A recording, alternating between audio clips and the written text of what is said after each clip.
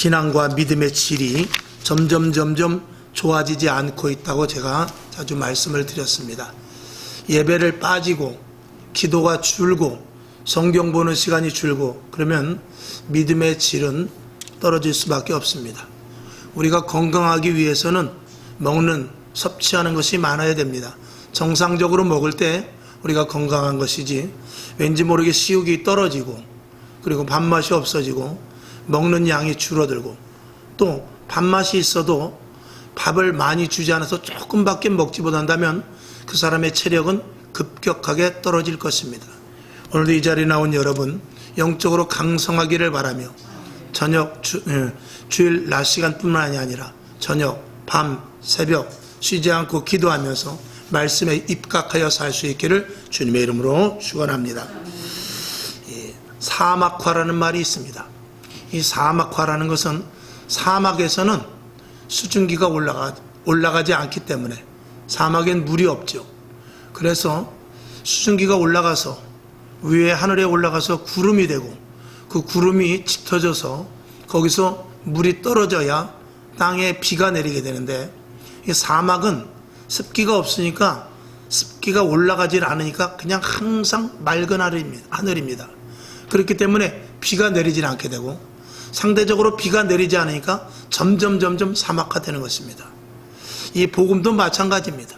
복음의 사막화라고 하는데 기도하지 않고 예배드리지 않고 말씀 보지 않았을 때 우리 하나님을 믿는 사람들은 땅에 발을 디디고 있지만 어디와 연결이 되어 있느냐? 하늘과 연결이 되어 있는 사람들입니다.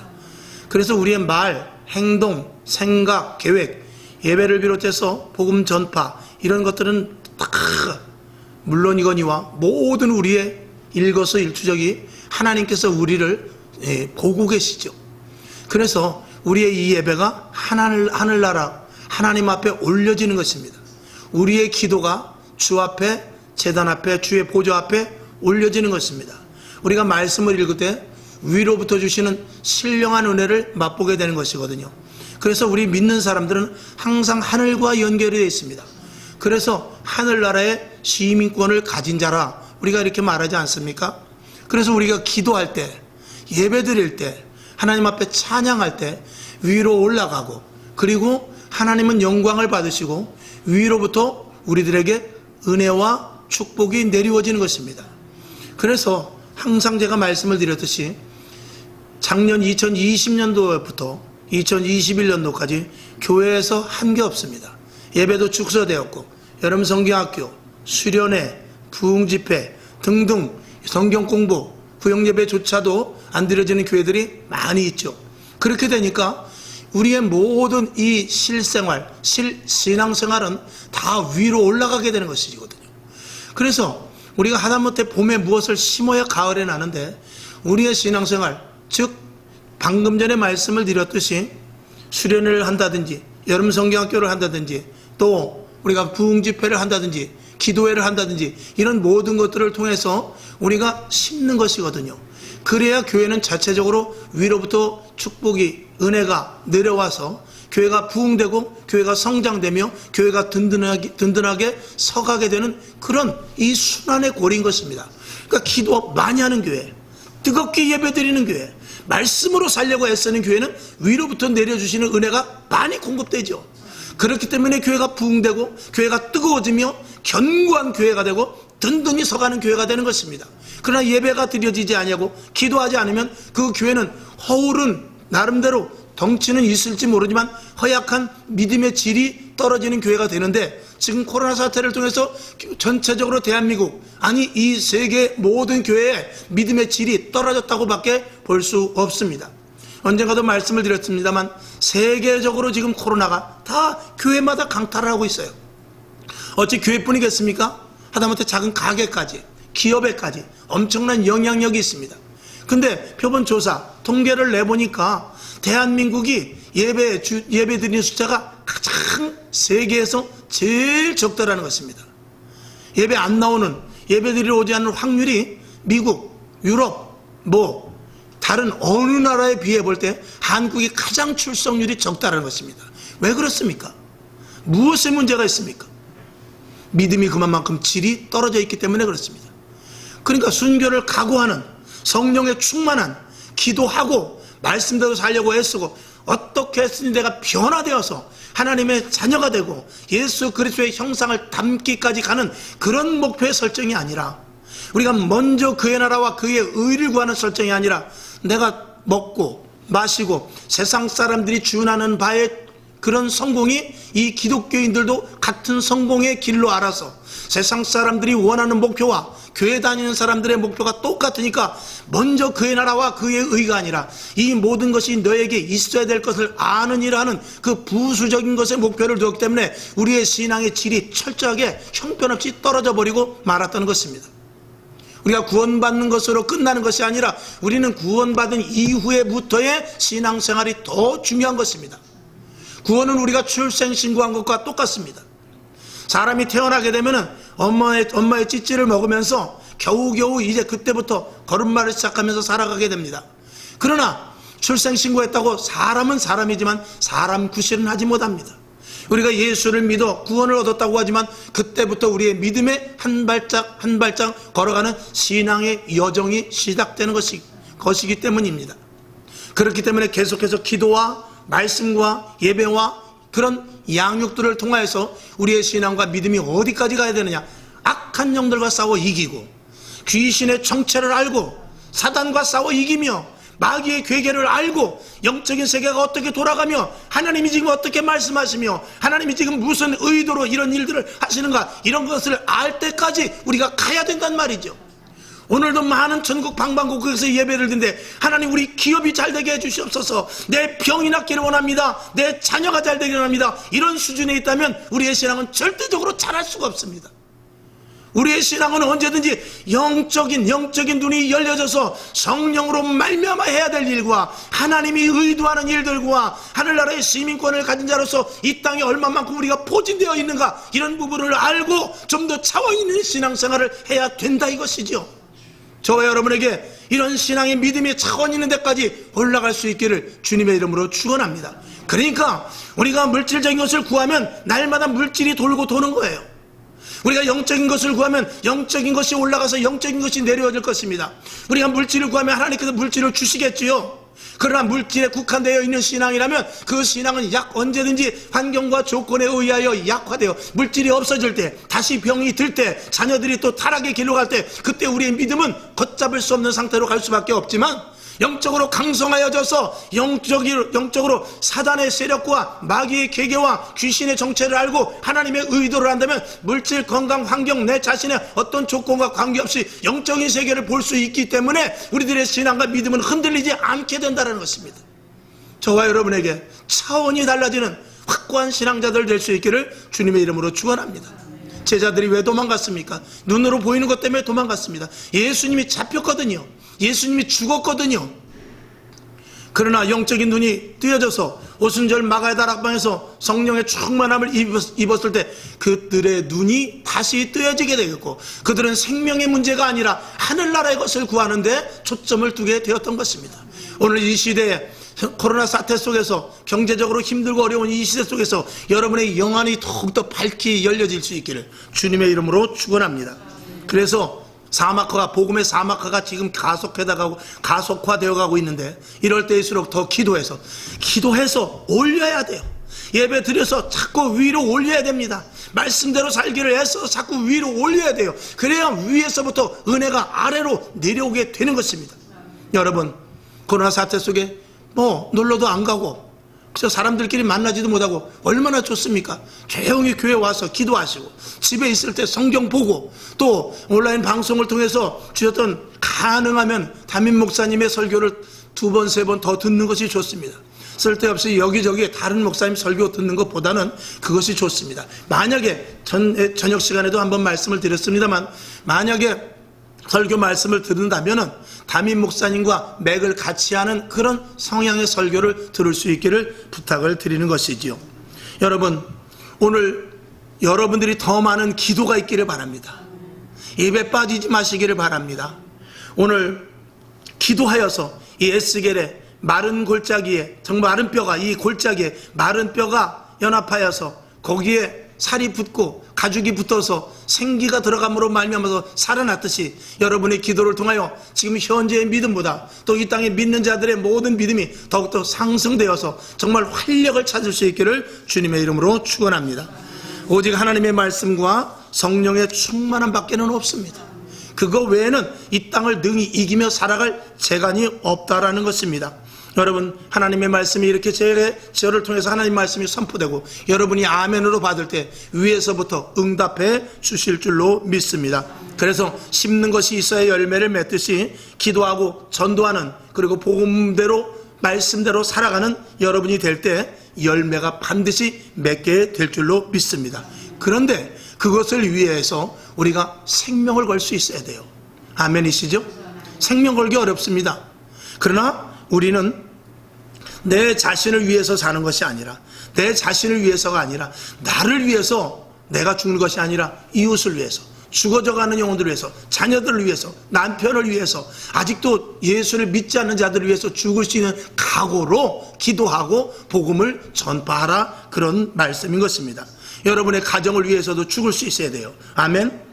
이웃을 위하여 죽을 수 있어야 되고요. 그리고 나라를 위해서, 죽어져가는 불쌍한 영혼들을 위해서 여러분이 죽을 수 있어야 되는데, 그런 죽을 각오로 나라와 민족을 위해서, 가정을 위해서, 남편과 아내를 위해서 기도하고 예배를 한 시간 드려도 하나님 영광 받아 주시옵시고 오늘 신령한 은혜를 부어줘서 온전한 하나님의 사람이 되게 하여 주시옵소서, 이런 심정을 가지고 예배 드릴 때 저와 여러분이 영성이 강성화되게 될 줄로 믿습니다. 사실은 기독교가 무슨 종교입니까? 기독교의 종교의 정체가 무엇입니까? 기독교의 종교는 여러 가지로 나름대로 이렇게 단언할 수 있겠습니다만, 기독교라는 것은 죽는 종교 아닙니까? 그래서 예수를 제일 먼저 믿을 때 무엇으로 시작됩니까? 세례로 시작되는 거예요.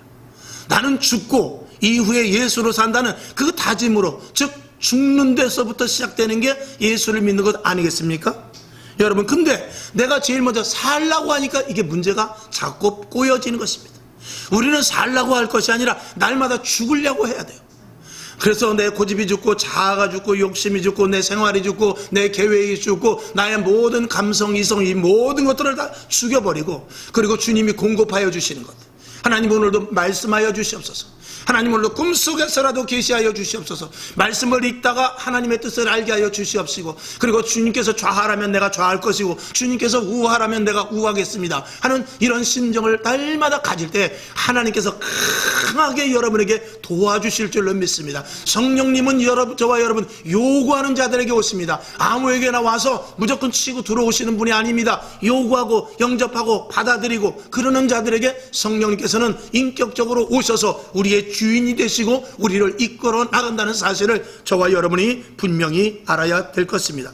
자, 마태복음 16장 25절 잘 아시는 말씀인데 우리 다시 한번 보도록 하죠. 시작. 누구든지 제 목숨을 구원고자 하면 잃을 것이요, 누구든지 나를 위하여 제 목숨을 잃으면 찾으리라. 이게 기독교의 가장 원본 아니겠습니까? 원론 아니겠습니까? 여러분에게 날마다 죽을 수 있기를, 그리고 날마다 살아날 수 있기를, 부활의 능력으로 새로운 피조물로서 살아날 수 있기를 주님의 이름으로 축원합니다. 그래서 희생과 헌신과 나를 죽이는 것이 없는 기독교는, 그거는 진짜 가짜 기독교입니다. 그리고 용서하고 서로 사랑하지 않고는 절대적으로 주 안에서 하나가 될 수 없다라는 것을 저와 여러분이 분명히 알아야 되죠. 여러분, 그래서 이 교회를 세운 목적이 무엇입니까? 이 교회를 세운 목적은 영혼 구령입니다. 2000년 전에 사도행전 교회를 보면은 초대교회에서 성령의 강력한 역사가 일어나는데 그때부터 복음이 불과 같이 퍼졌습니다. 만약에 사도행전 교회에서 자기네들이 구원받고 자기네들이 하늘나라 가고 그냥 구원의 그 복음의 열정이, 그 구령의 사역이 끝이 났다면 지금까지 복음은 내려오지 못했을 것입니다.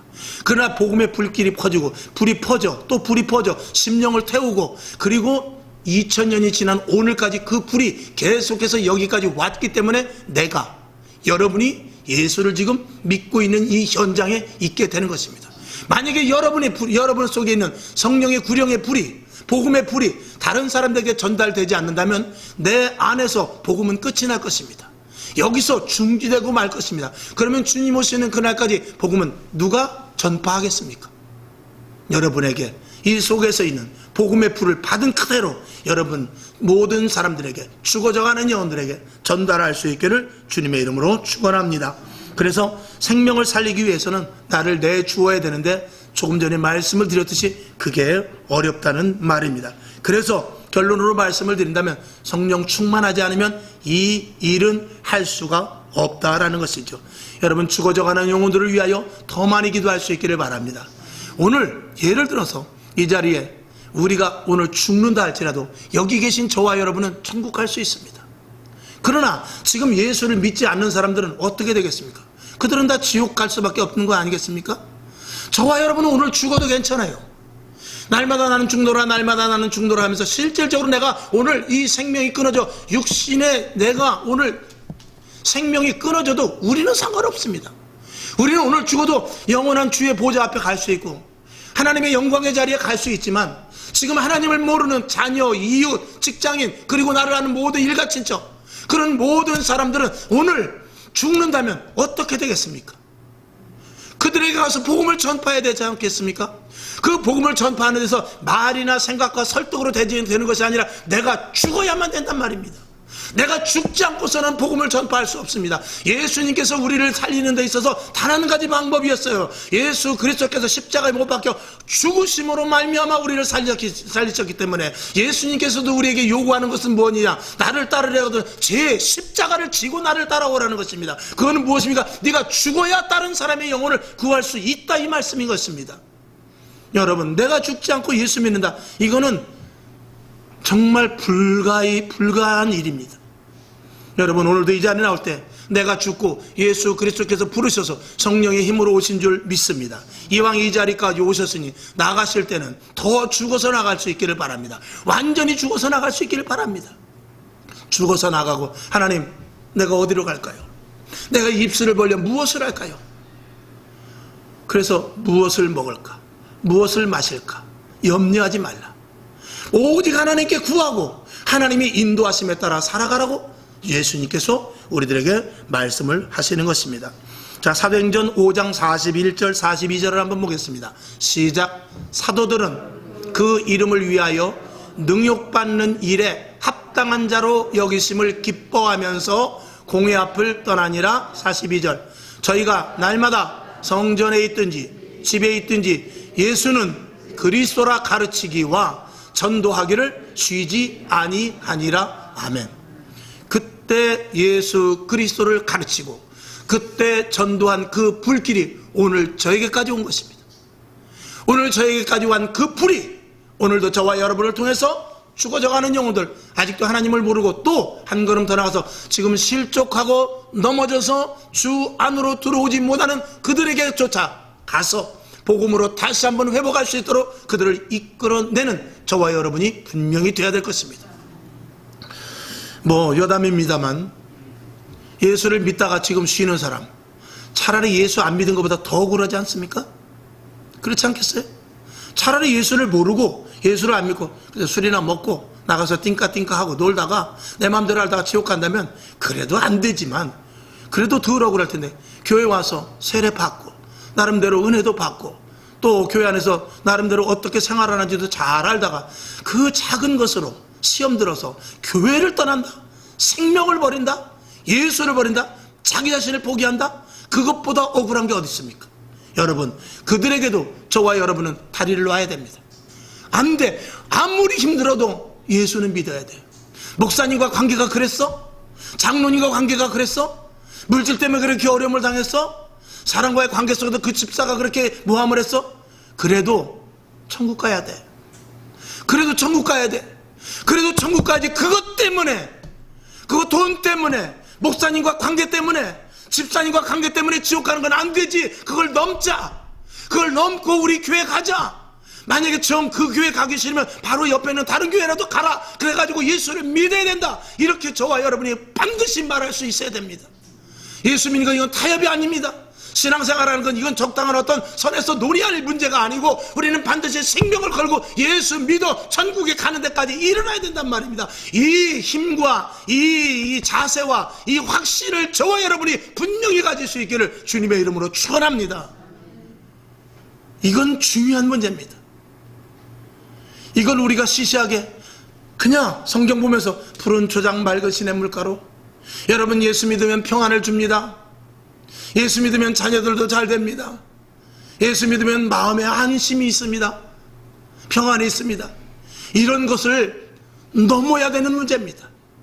이런 것들을 넘어서 생명이 달린 문제예요. 천국과 지옥이 달린 문제예요. 죽느냐 사느냐의 문제인 것입니다. 이것에 대해서 우리는 더욱더 심각하고 강하게, 그 사람이 조금 싫어한다고 해서 그 말을 하지 않아서는 안 돼요. 조금 싫어하고 인상을 쓰고 나한테 덤빌듯이 한다 할 때도, 그럼에도 불구하고 돌을 들어서 던지면 도망가면서라도 그래도 예수 믿어야 되라고 말할 수 있는 그런 확신찬 신앙이 저와 여러분에게 있어야 된단 말입니다. 아멘이십니까?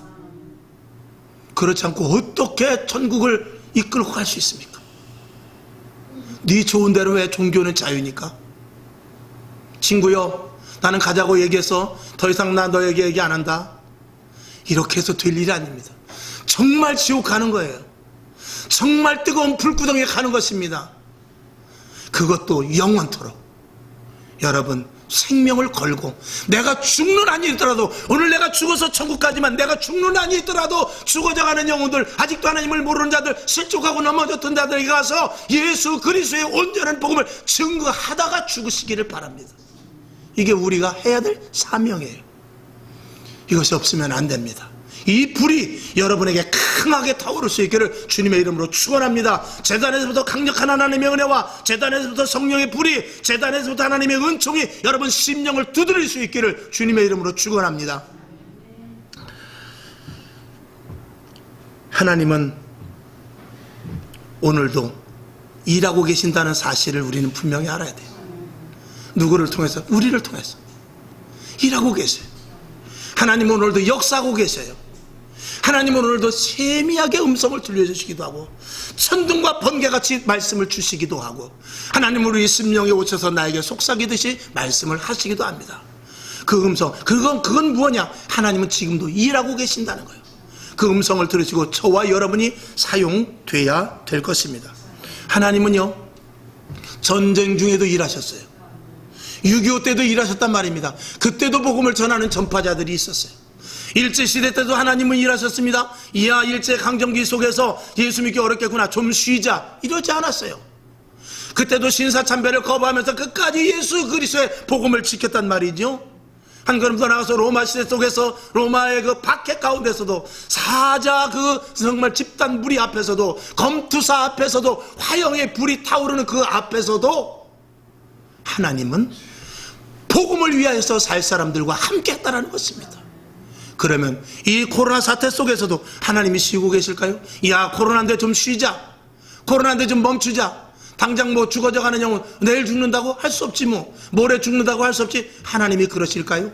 하나님은 그렇지 않습니다. 지금이라도 한 영혼 죽어져가는 영혼들에게, 지금도 예수를 알지 못하고 실족하고 넘어졌던 이들에게 오늘도 우리를 통하여 복음을 전하기를 원하고 계시는 것입니다. 아니, 이렇게 코로나 사태가 또 힘들고 어려울 때 더 예수 믿으라고 전도해야 될 것을 요구하고 계신단 말이죠.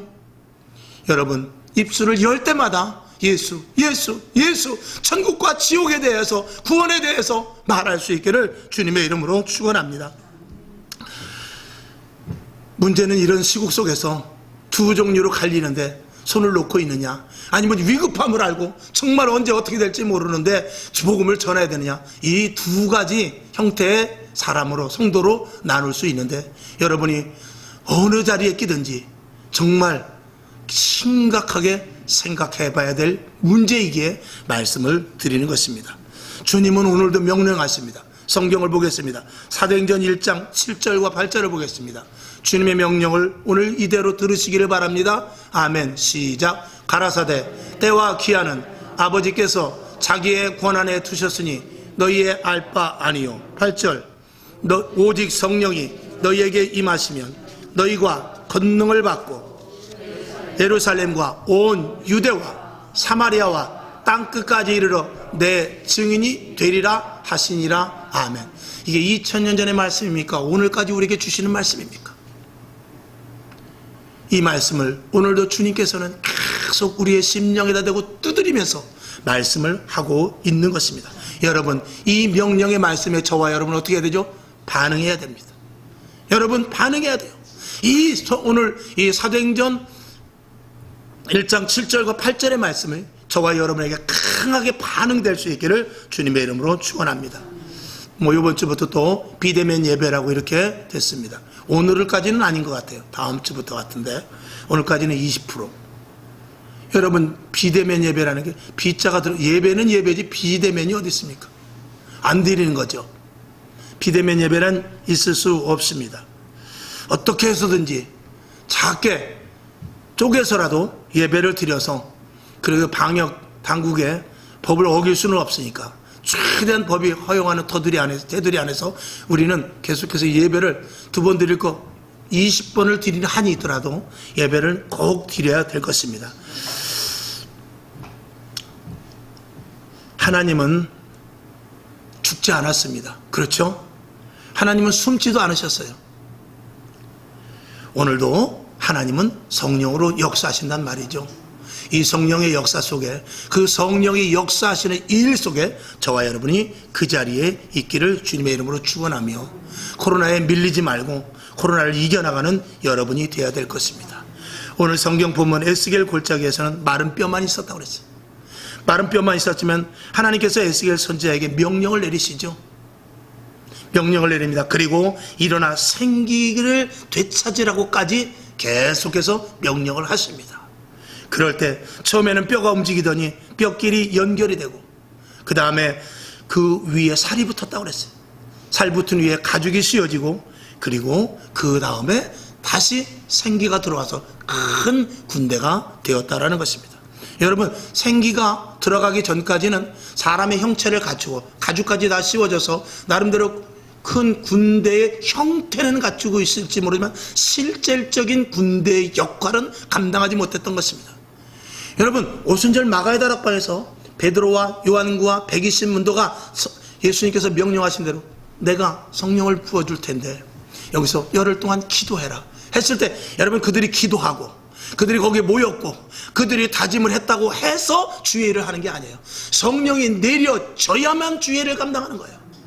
기도했다고 일을 하는 것이 아니라, 예배 드렸다고 일을 하는 것이 아니라, 성경 말씀 많이 봤다고 일하는 것이 아니라 성령의 역사가 있어야 일이 시작되는 것입니다.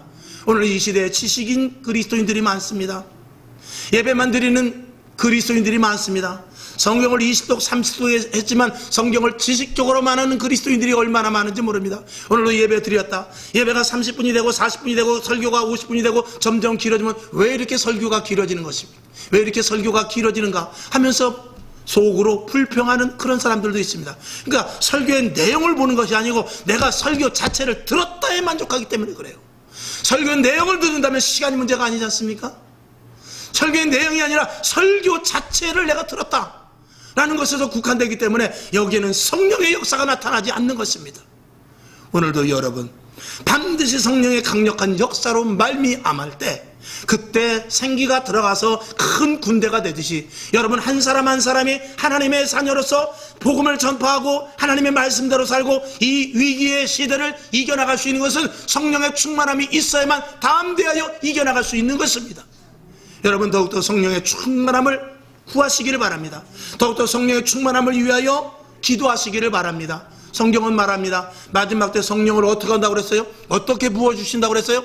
물 붓듯이 부어주신다고 그랬어요. 그러면 마지막 때 지금 점점 마지막으로 갈수록 정말 환경과 조건은 나빠지고, 그리고 예배드리기가 어렵고, 앞으로 또 어떤 일이 생겨서 점점 신앙생활하기가 어려울지 모르지만 마지막으로 가면 갈수록 하나님의 은혜는 더욱더 물 붓듯이 부어주신다고 했으니, 그 물 붓듯이 부어주시는 그 속으로 저와 여러분이 가야 되지 않겠습니까? 그 안에 들어가야 산단 말입니다. 물 붓듯이 부어주시는 은혜의 강 쪽으로 들어가야 산단 말입니다. 그것을 피하는 사람도 있어요. 환경에 따라서 좌로우로 치우치는 사람도 있습니다. 환경을 보지 않냐고 물 붓듯이 부어주시는 은혜의 자리가 어딘가, 어디에서 하나님의 은혜가 내려지는가, 어떻게 하나님의 은혜를 충만하게 받으시는가, 그 자리를 찾아가시는 지혜로운 자들 될 수 있기를 주님의 이름으로 축원합니다. 아멘이시죠? 여러분, 코로나 사태도 맞이했고 또 앞으로 예배도 드려야 되며 직장과 사업장과 가정과 여러 가지 어려운 일들이 많이 생길 수 있습니다.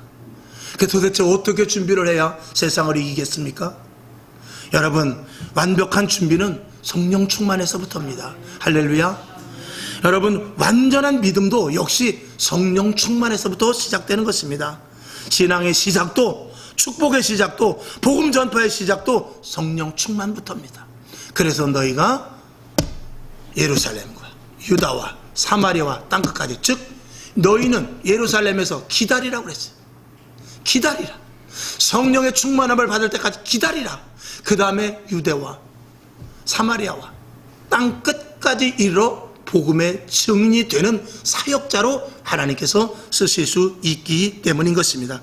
여러분, 이런 모든 일들은 하나님이 하십니다. 성령님이 하시는 것입니다. 우리는 그 자리에 있어야 돼요. 오늘도 이 자리에 있는 여러분, 마음이 뜨거워지기를 원합니다. 심령이 더욱더 뜨거워지기를 원합니다. 머리부터 발끝까지 하나님의 은혜로, 하나님의 성령으로 충만하기를 주님의 이름으로 축원합니다. 때로는 우리가 이런 위기 속에서 심령이 메마를 수 있고, 또 때로는 두려움이 올 수도 있습니다.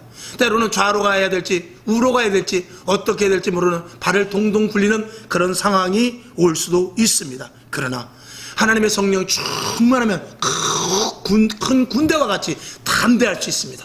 어떤 내 앞에 힘듦과 어려움이 있다 할 때도 이겨낼 수 있는 힘이 생겨나게 된단 말입니다. 여러분, 다시 한번 말씀을 드립니다. 성령 충만하기를 주님의 이름으로 축원합니다. 저는 감히 말씀을 드립니다. 결론으로 말씀을 드리지요. 이 와중에 저와 여러분 무슨 꿈을 꿔야 됩니까? 2배, 3배의 부흥을 꿈꾸시길 바랍니다. 아멘. 아멘이시죠? 여러분, 거지와 일반인의 차이가 무엇입니까? 거지도 다 자식 낳고 살아요. 거지도 먹을 거 다 먹습니다. 직업이 없나요? 거지가 직업이에요. 무엇이 다릅니까? 집이 없어요. 집이 없습니다. 물론 거적 다리 밑에가 집이라고 할 수 있습니다만 집이 없습니다. 그래서 우리가 제일 먼저 이 세상을 살아가는 데 있어서 제일 먼저 해야 되는 것은 집을 짓는 일이에요. 아무리 내가 월세를 살든지 지하에서 살든지 집이 있어야 돼요. 집이 없이는 나의 그 모든 것들이 시작을 할 수가 없어요. 여러분, 차에서 자고 직장 다닐 수 있습니까? 며칠은 되겠죠. 반드시 내 집을, 비록 작은 지하에 1평짜리, 2평짜리, 3평짜리 집이라 할 때도 그 안에 침대 갖다 놓고 이불 갖다 놓고 가재도구 갖다 놔서 밥을 해 먹고 그래야만 내 생활이 시작이 되는 거예요. 여러분, 감히 여러분에게 말씀을 드립니다. 교회를 반듯하게 세워가서 이 교회에서부터 성령의 충만한 역사가 나타나고, 주의 종을 위해서 기도하고 주의 종은 성도들을 위해서 기도해서 이 교회가 든든한 교회가 될 때 가정이 잘 되고 직장이 잘 되고 범사가 잘 되는 거예요. 이 교회가 무너지기 시작하고 교회에서 힘을 잃기 시작하면요, 믿음의 질이 떨어지고 믿음이 약화가 되고 우리의 신앙이 떨어지기 때문에 세상에서 하는 일들의 영적인 힘이 떨어지게 됩니다. 그렇게 되면 마귀의 밥이 되고 결국 세상에 속하여 사는 세상 사람들이 되고 마는, 급기야 그렇게 되는 일들로 가게 되는 것이고, 그때부터는 하나님을 바라보는 것이 아니라 세상의 방법을 바라보게 되고 세상 사람을 의지하게 되고 세상 권력과 변호사를 찾게 되고 은행을 찾게 되는 것입니다. 교회를 온전히 세워나갈 수 있기를 바랍니다. 교회가 든든해야 돼요. 교회가 든든해서 기도할 때마다 심령이 뜨거워지고 말씀을 들을 때마다 가슴이 설레고, 그리고 기도할 때마다 새 힘이 생겨나서 이 교회를 통한 놀라운 축복이 있을 때, 이 교회는 예수님의 몸이기 때문에 머리부터 공급되는 지체가 여러분이기 때문에 하나님의 일, 그리고 세상을 능히 이기는 힘이 생기게 되는 것입니다. 오늘도 우리는 코로나를 이길 수는 없습니다. 아니, 피할 수는 없습니다. 그러나 지혜롭게 이겨나갈 수 있단 말이죠. 그렇지 않겠습니까? 어떻게 코로나를 우리가 피할 수 있겠어요? 그러나 여러분, 지혜롭게 이겨나갈 수 있는 힘은 분명히 있습니다. 이럴 때일수록 우리는 하나가 돼야 돼요. 주 안에서 예수 믿는 사람끼리 하나가 돼서, 무엇을 위해서? 어떤 단체와 그룹을 위해서가 아니라 믿음이 결속되기 위해서, 신앙이 흐트러지지 않기 위해서, 믿음으로 똘똘똘똘 뭉쳐서 하나님이 원하는 것을 알고 하나님이 계획하시는 것을 알고 하나님의 말씀을 들을 수 있는 그런 연합 요소를 갖춰야 된단 말입니다.